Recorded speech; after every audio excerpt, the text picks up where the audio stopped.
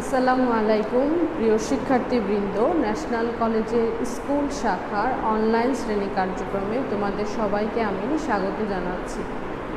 আজকে আমি তোমাদেরকে নবম দশম শ্রেণীর ফিনান্স ও ব্যাংকিংয়ের দশম অধ্যায় বাণিজ্যিক ব্যাংক ও তার পরিচিতি নিয়ে আলোচনা করব। এই অধ্যায়ে এটি আমার দ্বিতীয় ক্লাস। আগের ক্লাসটি যারা মিস করেছো তারা গত শনিবারের ক্লাসটি অবশ্যই দেখে নিবে, তাহলে বুঝতে পারবে। আর আরেকটি বিষয় যেটা আমি বলতে চাচ্ছিলাম, যে কথাগুলো আমি ইদানিং প্রতিদিনই বলছি, যেহেতু তোমাদের সাথে আমার প্রতিদিন দেখা হচ্ছে না, তো একমাত্র মাধ্যম এই অনলাইন ক্লাস, সেই জন্য এভাবে করে বলছি যে তোমাদের সংসদ টিভিতে ক্লাস হচ্ছে, নিয়মিত সবাই সেই ক্লাসটিতে অংশগ্রহণ করবে এবং অবশ্যই দেখবে।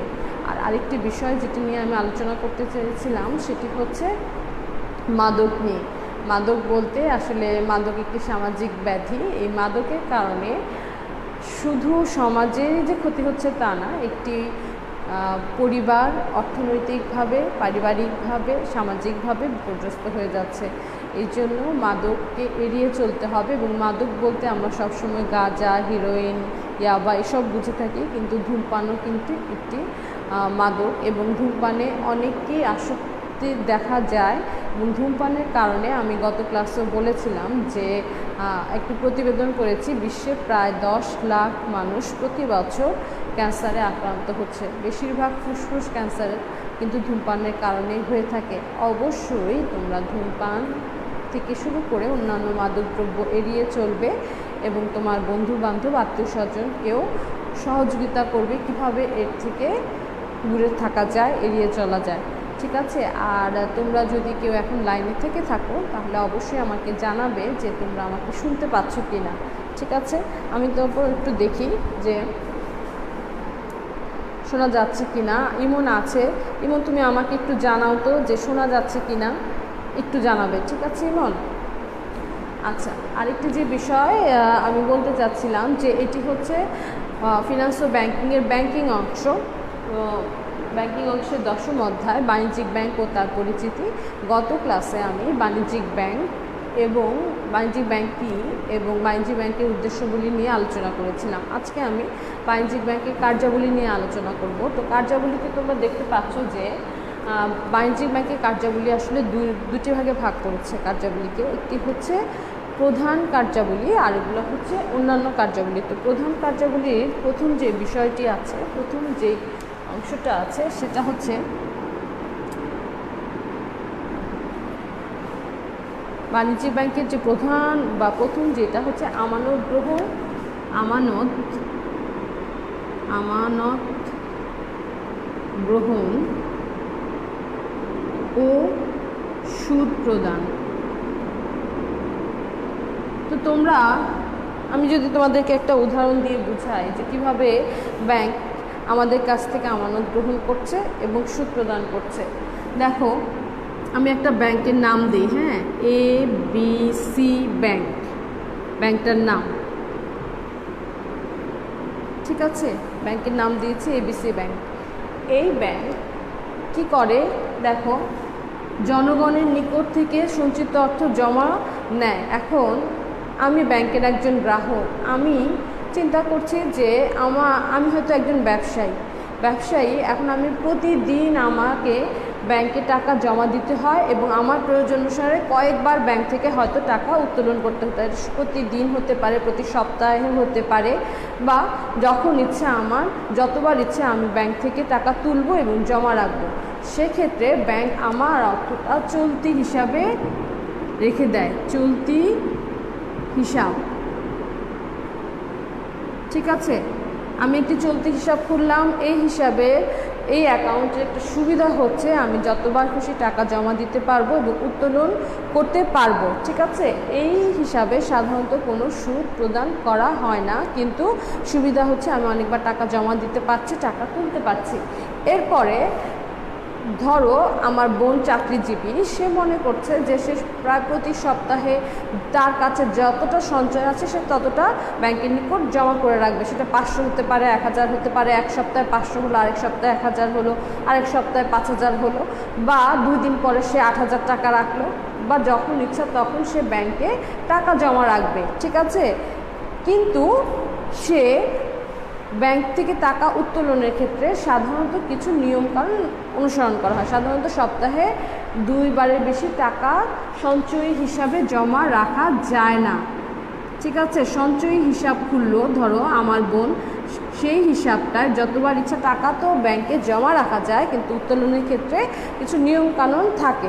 সাধারণত সপ্তাহে 2 বার টাকা উত্তোলন করা যায়, কিন্তু কিছু কিছু ব্যাংক এই ধরনের সুবিধা দিচ্ছে যে ঠিক আছে তুমি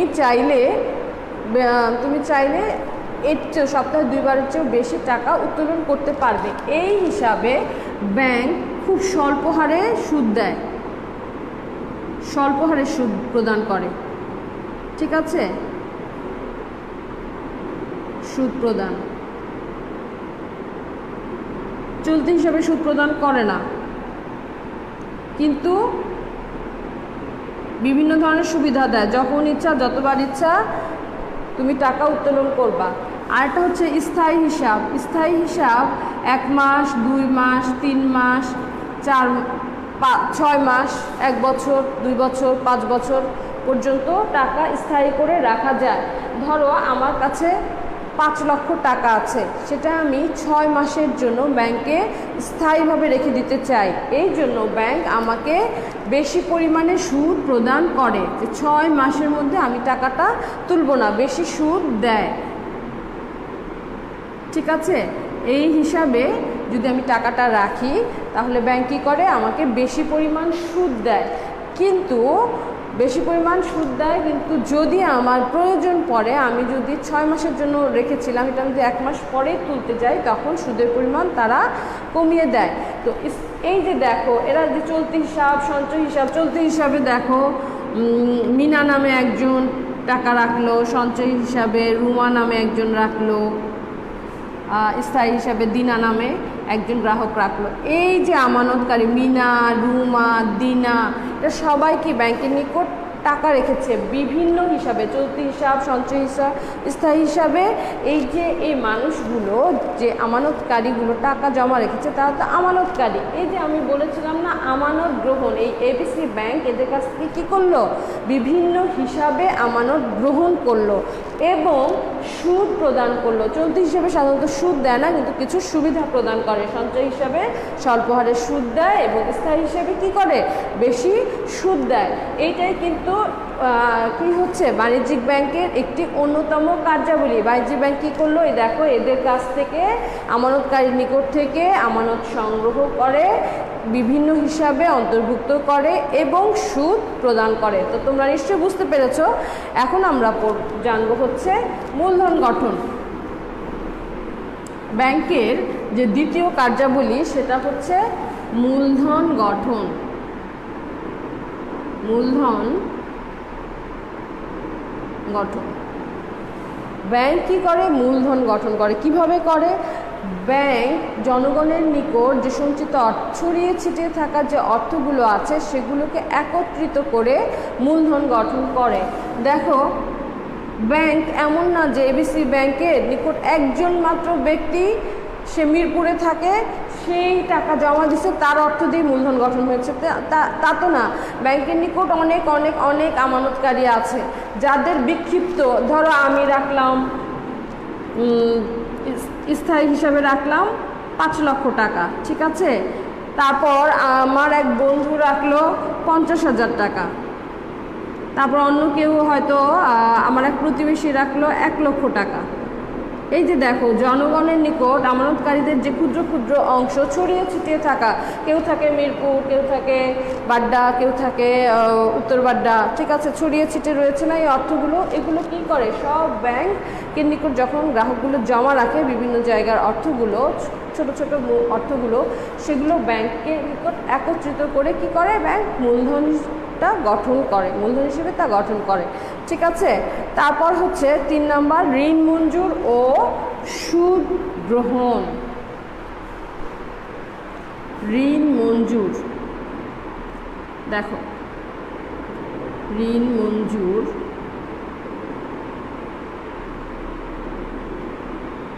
ও সুদ গ্রহণ। ঠিক আছে। কি করে ব্যাংক ঋণ মঞ্জুর করে, কিভাবে করে? ব্যাংকের নিকট দেখো বিভিন্ন আমানতকারী কি করে, তার নিকট অর্থ রাখে। আমি একটু বললাম না, আমানতকারী কেউ রাখতে পারে 5 লক্ষ, কেউ রাখলো 50,000, কেউ রাখলো 5,000, ধরো স্থায়ী হিসেবে 5,000 রাখলো, সঞ্চয় হিসেবে রাখলো 5,000, ঠিক আছে। এভাবে করে আবার কেউ রাখলো 20,000। এই যে ব্যাংকের নিকট এই টাকাগুলো একজন আমানতকারী রাখলো, এগুলো সব একত্র করলে একটা বৃহৎ আমানত সৃষ্টি হয়, ঠিক আছে। এই যে অনেকগুলো ছোট ছোট ক্ষুদ্র ক্ষুদ্র সঞ্চয়গুলো একত্রিত করে বৃহৎ মূলধন গঠন হলো, বৃহৎ অর্থ জমা পড়লো, সেটাকে তখন ব্যাংক কী করে, ঋণ হিসেবে, ঠিক যেরকম ব্যাংকের নিকট আমানতকারী আছে ঠিক তেমনি ব্যাংকের নিকট ঋণের আবেদন করেছে অনেকজন। ধরো এ নামক একজন করেছে, বি নামক, সি নামক, ডি নামক, অনেকজন করেছে, ঠিক আছে। ব্যাংক তাদের আবেদনের যাচাই বাছাই করে এই সমস্ত টাকাগুলো থেকে, অর্থগুলো থেকে আবেদনের প্রেক্ষিতে একটি বিশাল অংশ ঋণ মঞ্জুর করে। তাহলে এই আমানতকারীদের অর্থ থেকে কি ব্যাংক ঋণ মঞ্জুর করছে, মানে ঋণ প্রদান করবে।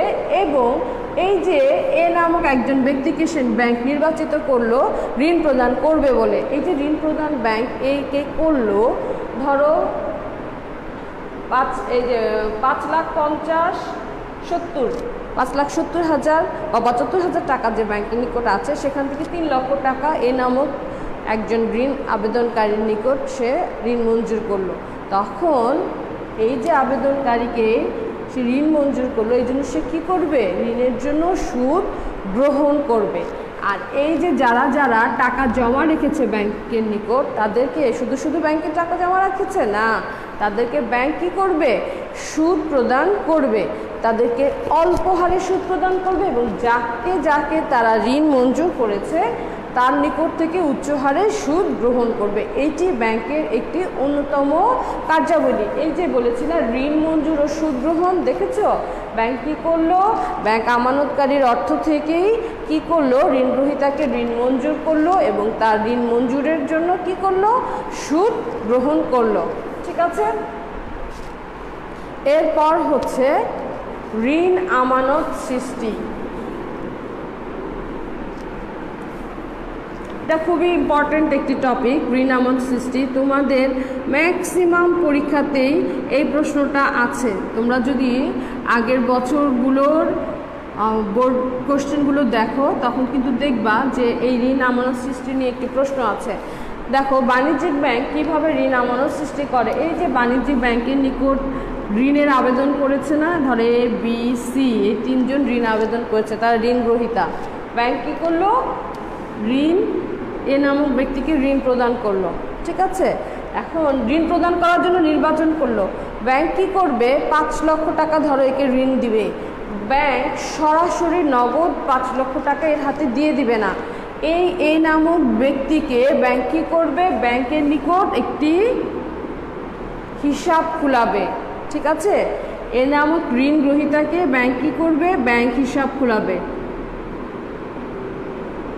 ধর একটা চলতি হিসাব খুললো, এ নামক ব্যক্তি ব্যাংকে একটি চলতি হিসাব খুললো। ব্যাংক কী করবো, সেই ঋণের অর্থ এই ঋণের অর্থ এই ব্যাংক হিসাবে জমা দিবে।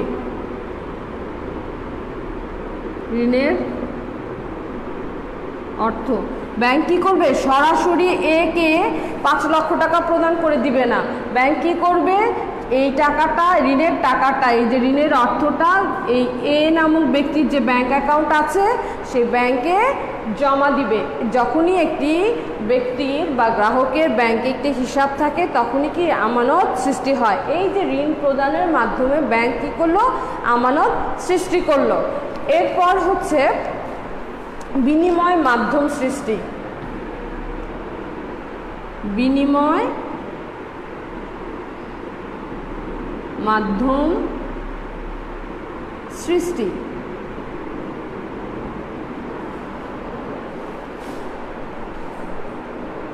ঠিক আছে। আচ্ছা, বিনিময় মাধ্যম কিভাবে সৃষ্টি দেখি আমাদের সাথে এখন কে আছে বুঝতে তো পারছি না। দুই ভাই এক বোন আইডি থেকে সাদিয়া করেছে। সাদিয়াকে অনেক দিন পর দেখছি। সাদিয়া, ইমন কি চলে গেছো নাকি? আচ্ছা, বিনিময় মাধ্যম সৃষ্টি। বিনিময় মাধ্যম কিভাবে সৃষ্টি হয় আমরা জানি। অর্থ একটি সর্বজন গ্রহণযোগ্য গৃহীত কি একটি বিনিময় মাধ্যম। অর্থের মাধ্যমে আমরা পণ্যদ্রব্য কেনাবেচা করতে পারি, তাই না?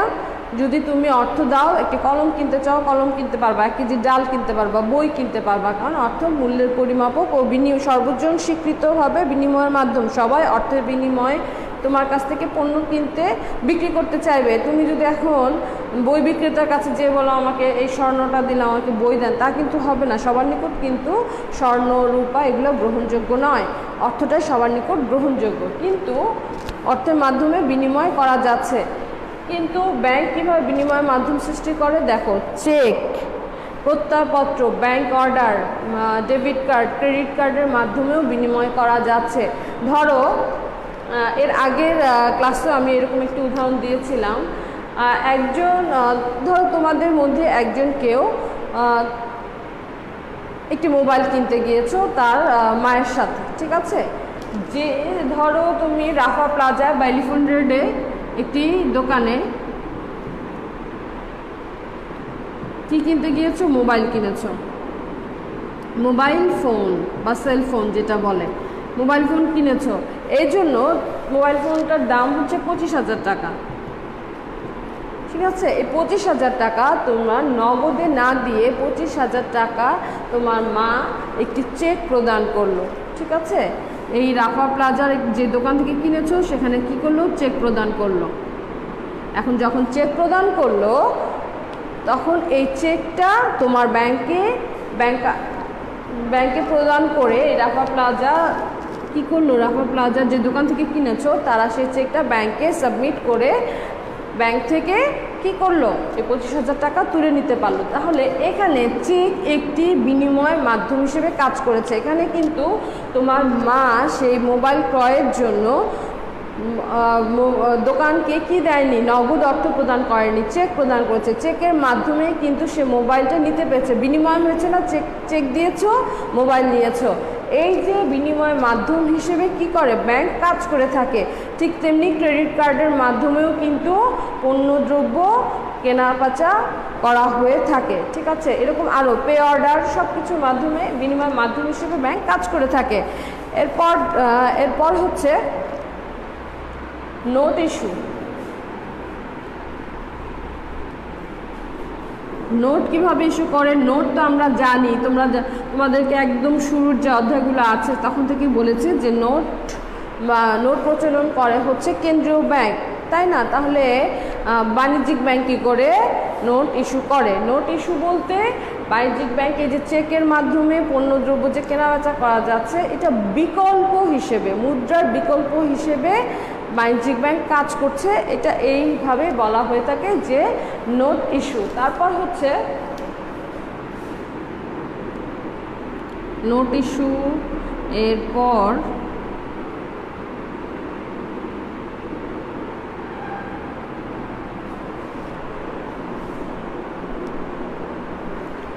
একটা জরুরি যেটা বিষয় হচ্ছে আমদানি রপ্তানিতে সাহায্য। আমদানি রপ্তানিতে সাহায্য, এটা তোমাদের খুব খুব জরুরি একটি কার্যাবলী বাণিজ্যিক ব্যাংকের জন্য। বাণিজ্যিক ব্যাংক কিভাবে আমদানি রপ্তানিতে সাহায্য করে? বাণিজ্যিক ব্যাংক আমদানিকারককে দেশি মুদ্রা থেকে বৈদেশিক মুদ্রা রূপান্তর করে দেয়। ধরো একজন আমদানিকারী কি মানে কি? অন্য দেশ থেকে পণ্য নিয়ে আসবো, ঠিক আছে? আমদানিকারী বাংলাদেশের একজন আমদানিকারী, সে বাংলাদেশ, ঠিক আছে? আর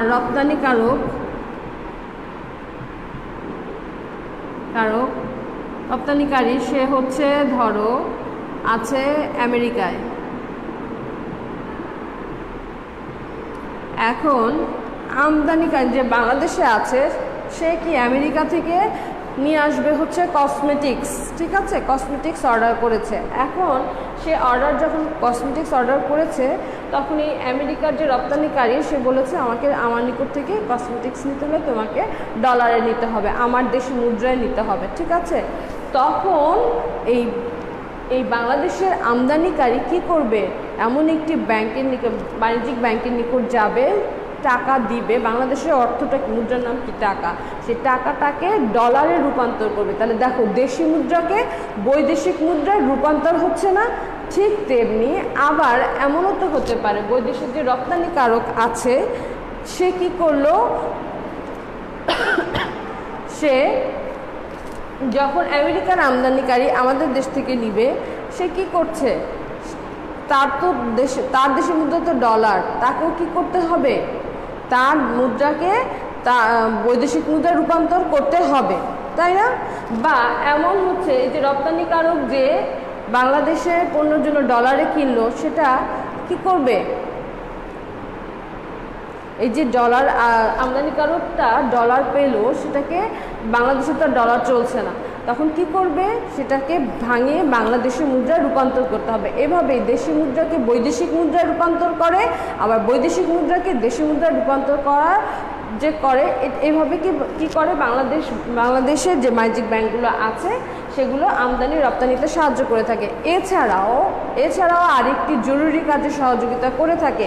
এই যে রপ্তানিকারক আছেন, ব্যাংক কি করে, ব্যাংক আমদানিকারকের পক্ষ থেকে রপ্তানিকারককে অগ্রিম অর্থ প্রদান করার নিশ্চয়তা দেয় এলসির মাধ্যমে। এটাকে এলসি বা লেটার অফ ক্রেডিট বাংলায় প্রত্যয়পত্র বলে, ঠিক আছে। ব্যাংক কি করে, ধরো আমি বাংলাদেশে আছি, আমি বাংলাদেশের একজন ব্যবসায়ী, আমি আমদানিকারক, ঠিক আছে। এখন ভারত থেকে আমার পণ্য আসবে, আমি পণ্য নিয়ে আসবো। এখন ভারত থেকে যখন নিয়ে আসবো, ভারতের যেই রপ্তানিকারক আছেন, যিনি ব্যবসায়ী আছেন, তিনি তাকে আমার যে ব্যাংক, আমি একটা ব্যাংক, এই যে এবিসি ব্যাংকের কথা বারবার বলতেছি, এবিসি ব্যাংক আমার পক্ষ থেকে, যেহেতু আমি বাংলাদেশে আছি, আমি আমদানিকারক, আমার নাম ধরো একজন কারোর নাম দেই, হ্যাঁ, রিনা একজন আমদানিকারক, সে এবিসি ব্যাংককে রেডি রাখলো। ভারতে আছে দীপা, সে রপ্তানিকারক, তাকে কি করে, এই যে এই ব্যাংক আছে, এই রিনার পক্ষ থেকে এই এবিসি ব্যাংক রপ্তানিকারককে, এই কিন্তু রপ্তানিকারক দীপাকে নিশ্চয়তা প্রদান করে যে হ্যাঁ তুমি পণ্য পাঠাও, তোমার পণ্যের বিনিময়ে অগ্রিম অর্থ আমি প্রদান করছি। এই যে আমদানিকারকের হয়ে রপ্তানিকারককে অগ্রিম অর্থ প্রদানের আশ্বাস বা নিশ্চয়তা দেওয়া হয়, সেটা হচ্ছে এলসির মাধ্যমে। একে লেটার অফ ক্রেডিট বা প্রত্যয়পত্র বলা হয়ে থাকে, ঠিক আছে। আশা করছি তোমরা সবাই এটা বুঝতে পারছো।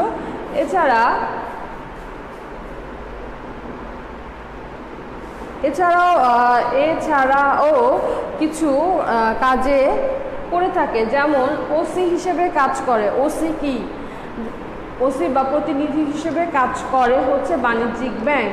দেখো আমি আগেও বলেছিলাম, ব্যাংকের যখন আমরা উদ্দেশ্য বা কার্যাবলী পড়েছি তখন কিন্তু আমরা জেনেছি ব্যাংক কী করে, মক্কেলের পক্ষ হয়ে বা মক্কেলের প্রতিনিধি হিসেবে বাড়ি ভাড়া আদায় করে বা বিভিন্ন আর্থিক কাজগুলো করে থাকে, এবং মক্কেলের অর্থনৈতিক বিষয়ে সার্টিফিকেট কিন্তু এই বাণিজ্যিক ব্যাংক প্রদান করে থাকে।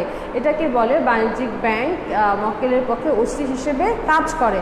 তো আমরা আজকে বাণিজ্যিক ব্যাংকের কার্যাবলীর প্রধান কার্যাবলীগুলো নিয়ে আলোচনা করলাম। এরপরের ক্লাসে অন্যান্য কার্যাবলী এবং অন্যান্য টপিক নিয়ে আলোচনা করব।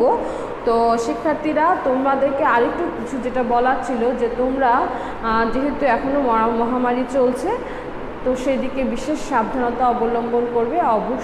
অবশ্যই বাইরে বের হলে মাস্ক ব্যবহার করবে এবং নিয়মিত 20 সেকেন্ড ধরে কমপক্ষে হাত ধুবে, তারপর সামাজিক দূরত্ব বজায় রাখবে, পুষ্টিকর খাবার দাবার খাবে এবং মনকে প্রফুল্ল রাখার জন্য অবশ্যই বই পড়তে পারো। মানসিকভাবে শান্তি আসবে প্রার্থনা করলে।